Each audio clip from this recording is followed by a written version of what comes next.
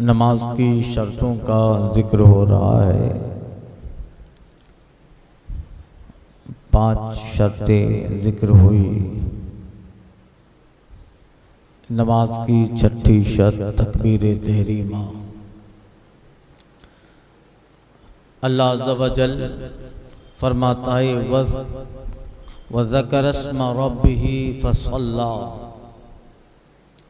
अपने रब का नाम लेकर नमाज पढ़ी। अहादीस इस बारे में बहुत है कि हुजूर अक़दस सल्लल्लाहु अलैहि वसल्लम अल्लाहु अकबर से नमाज शुरू फरमाते। यही तकबीर तहरीमा है और ये शर्त नमाज है।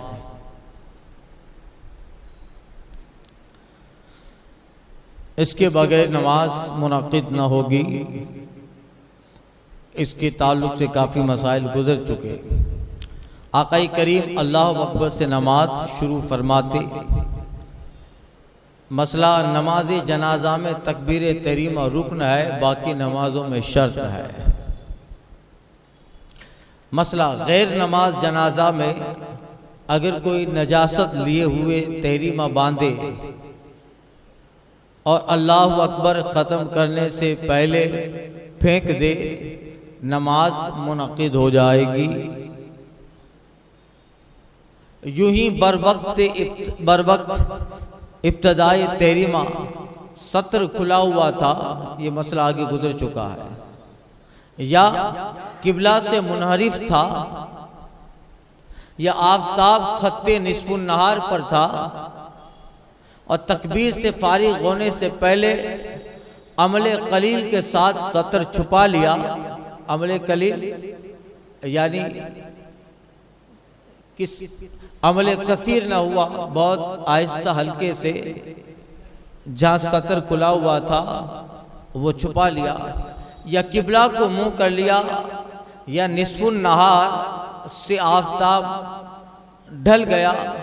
इन सूरतों में नमाज मुनक़िद हो जाएगी। यूं ही माज़ अल्लाह कोई शख्स बेवजू दरिया में गिर पड़ा, बेवजू दरिया में गिर पड़ा और आज़ाए वजू पर पानी बहने से पहले पेशतर यानी पहले तकबीर तहरीमा शुरू की, मगर ख़त्म से पहले आज़ा धुल गए, नमाज हो गई। डूबते डूबते नियत कर ले दरिया में,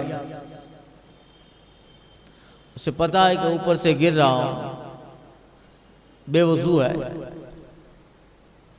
तो गिरते गिरते अल्लाह अकबर कह लिया, मगर अल्लाह अकबर ख़त्म होने से पहले अंदर चला गया, यानी पानी आज़ा पे बह गया, तो नमाज मुनक़िद हो गई उसकी नमाज। अल्लाह वाले की नमाज होती है ऐसी भाई। हम लोग तो पढ़ने से कांटा लगता है तो लोग नमाज नहीं पढ़ने जाते। तो अगर कोई बेवजू शख्स दरिया में गिर पड़ा और आज़ाए वजू पर पानी बहने से पेशतर तकबीर शुरू कर दी, मगर ख़त्म होने से पहले आज़ा धुल गए, नमाज मुनक़िद हो गई। दुर्र मुख्तार। मसला फ़र्ज़ की तहरीमा पर नफल नमाज की बिना कर सकता है। मसला ईशा की 4 रकातें पूरी करके बेसलाम फेरे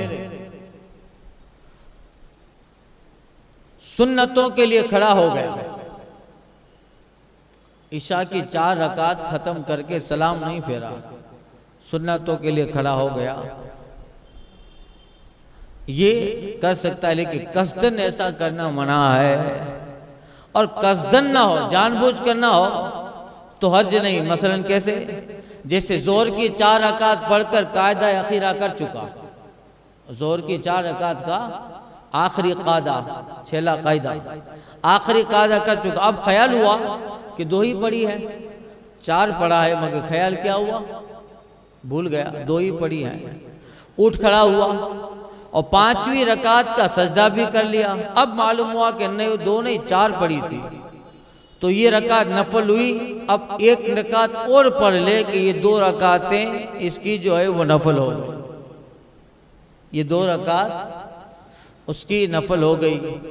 तो ये बिना बक़स्द ना हुई, यानी ये इरादे से ना हुई, भूल कर हुई। तो अक्सर होता है 4 रकात पढ़ चुका, तो क्या करे, 2 पढ़ी है कि 4, तो कभी ख्याल आता है कि नहीं 2 ही पढ़ी, खड़ा हो गया। फिर 5वीं रकात में याद आया, अगर 5वीं रकात के सजदे से पहले याद आए तो लौट आए, तो सजदे से वो करे।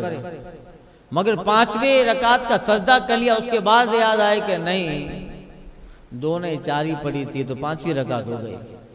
तो अब 1 रकात और मिला ले, 6 हो गई। ये 2 रकात जिसकी नफल हो जाएगी, ये 2 रकात उसकी नफल हो गई, लिहाजा इसमें कोई करात नहीं। मसला, एक नफल पर दूसरे नफल की बिना कर सकता है। एक नफल पर, जैसे आगे गुजरा, एक नफल पर दूसरे नफल की बिना कर सकता, और एक फर्ज की दूसरे फर्ज पर बिना नहीं कर सकता। यानी जोहर पढ़ रहा है, जोहर पढ़ा, फिर बाद में नियत की कि चलो कल की असर की फर्ज भी पढ़ लो, कज़ा, तो फर्ज पर फर्ज की बिना नहीं कर सकता। जैसे ऊपर मसला हुआ ना कि तकबीरा तहरीमा पर नफल नमाज की बिना कर सकता है, तो ईशा की रकात पूरी करके, या जोहर का मसला हुआ कि जोहर की 4 रकात पढ़कर उस पर नफल की बिना कर ली, जो बयान किया। तो इस तरह फर्ज पर फर्ज की बिना नहीं कर सकता, फर्ज पर नफल की बिना कर सकता है। जैसे 5वीं रकात का सजदा कर लिया, फिर याद आया कि 4 पढ़ी थी 2 नहीं थी, तो अब और 2 मिला लेगा ना, 1 रकात और मिला ले तो नफल हो गई। तो इसको कहते हैं फर्ज पे नफल की बिना। मगर कभी इस तरह भूल हो गई तो फिर इस नफल की जगह वो फर्ज की नियत नहीं कर सकता कि चलो फर्ज भी पढ़ लो। तो वही एक नफल पर दूसरे नफल की बिना कर सकता है। इसी तरह नफल भूल गया, 4 रकात नफल थी, तो नफल पर भूला तो फिर नफल ही की नियत कर ली, ये चलेगा, मगर फर्ज पर फर्ज की बिना नहीं कर सकता। तो वही, और एक फर्ज की दूसरे फर्ज पर बिना नहीं कर सकता। यहां से नमाज की शर्तों का जिक्र मुकम्मल हुआ। आगे नमाज पढ़ने का तरीका,